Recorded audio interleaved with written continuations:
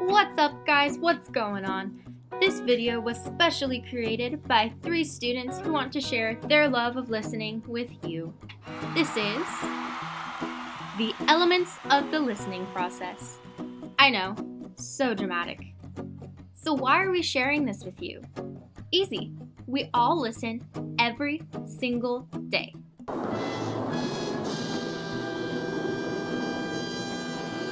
Big surprise. So why not learn a little bit about what happens with you while you're trying to listen and understand things? So what is listening? Listening seems like it needs no explanation. I mean, we use it and act it out all the time. But if we were going to give it a textbook definition, we would say that listening is the process of making sense of other spoken messages. Obviously, there's many nonverbal factors involved in listening, but we'll get to that later. There's 5 key parts to the listening process. The first is hearing. I mean, if there's no sound and you can't hear, there's nothing for you to be able to listen to. Hearing is essential. Next, there's attending. Attending is kind of like when you have those moments where your mom is lecturing you and you kind of zone out. You're not really listening to her. Then there's understanding. Understanding is simple to understand. It's when you and the speaker are on the same page about what they're trying to say to you. Then responding. Also simple. It's when you take what they said and you come up with something to say back. This is also where nonverbal messages come in. Remembering is the last step.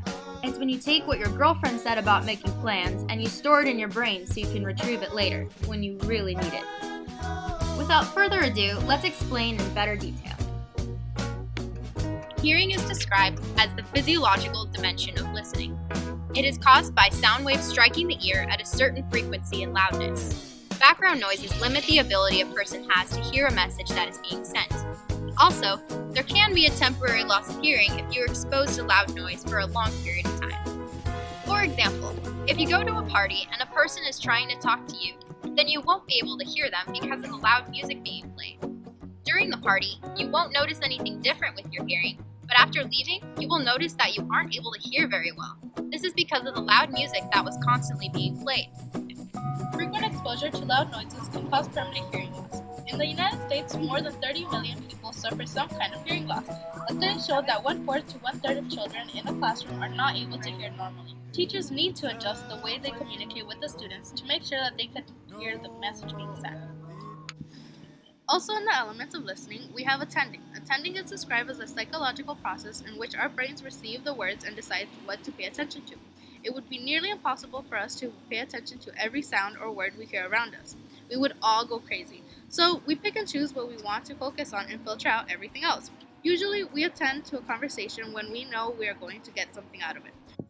For example, when your best friend is telling you about a guy she just met, you tend to listen, but since he's not your potential boyfriend, you listen, but with little interest. As soon as she adds that he has a hot single friend, you are going to pay closer attention to her because it is in your interest and would like to gather more information on it. Not only is it benefiting you, attending a conversation also benefits the person who is sending the message. As the person sends their message and sees that it is being received by the other, they focus more on the topic and are most likely to remember in detail what they discussed. So remember, next time you find yourself listening to someone, attend mentally as well as physically. Understanding occurs when we make sense of a message. Even if you hear and attend to a message, it doesn't mean that you understand the message.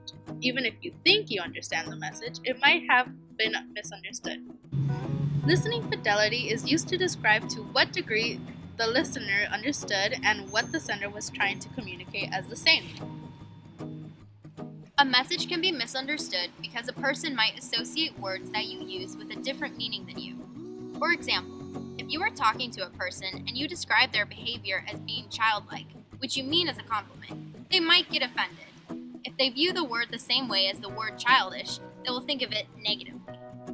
Messages are very easy to be misunderstood, so pay close attention with the words that are being used. Responding to a message involves giving observable feedback to the speaker.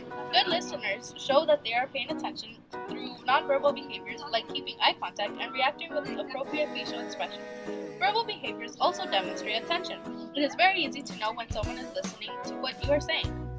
For example, if you are talking to someone and they have a slumped posture, then it shows they are not interested in what you are saying. Also, if they are looking at their phone while you are talking to them, they are most likely not listening to you, even if they are hearing you. Remembering is described as the ability to recall information.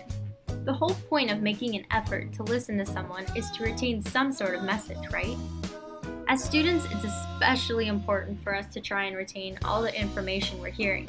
Sometimes it feels like everything goes in one ear and out the other. Studies even show that most people only remember 50% of what they hear immediately after. Over time, that number drops down to only 25% of the original message. That being said, I bet you're going to take better notes from now on. I mean, I would if you want to pass a test. Now let's conclude everything we just talked about. The goal of the listening process is to find meaning in what we hear. So when we are listening, we are taking the words and sounds we hear and converting them into something that makes sense. We usually listen closely when we are gathering information, trying to understand something, enjoyment, and to learn new things. In the process of listening, we go through 4 stages: hearing, attending, understanding, and remembering. When we hear, sound physically enters the eardrums and travels to the brain. Next, we attend. The brain receives the sound and decides what to focus on. Then we understand. We take what is meaningful and apply it to the social context. If we understand, we can verbally or non-verbally respond to the sender to show them that we are mentally attending the conversation. Lastly, remembering. When we remember, we store the information for use at a later time. That concludes all the elements of the listening process. Thanks, and I hope you were listening to this video and not just hearing it.